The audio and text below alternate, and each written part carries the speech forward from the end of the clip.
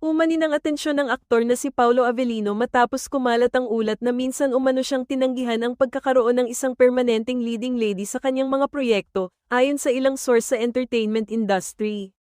Ayon sa lumalabas na payag noon, mas pinili umano ni Paolo na huwag malimitahan sa iisang love team upang mas mapalawak pa ang kanyang kakayanan bilang aktor. Para sa kanya, mahalaga ang pagiging versatile at ang pagkakaroon ng trabaho sa iba't ibang artista. Ibinahagi rin umano ng aktor sa ilang panayam na nais niyang mas makilala sa husay sa pag-arte kaysa sa pagiging bahagi lamang ng isang tambalang pangromansa. Isa ito sa mga dahilan kung bakit naging maingat siya sa pagpili sa kanyang mga proyekto. Sa kabila nito, hindi lingid sa publiko na naging matagumpay ang ilan sa kanyang mga naging tambalan sa telebisyon at pelikula. Ilan dito ay nagbigay sa kanya ng mas malalim na koneksyon sa mga manonood at lalong nagpatibay sa kanyang pangalan sa industriya.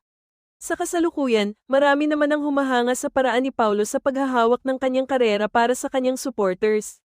Patunay ito na mas inuuna niya ang kalidad ng kanyang trabaho kaysa sa pagsabay lamang ng uso sa showbiz.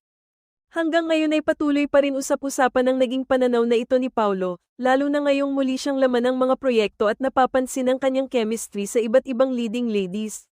Para sa marami, isa itong patunay na nananatili siyang isa sa pinakamahusay at pinakarespetadong aktor ng kanyang henerasyon.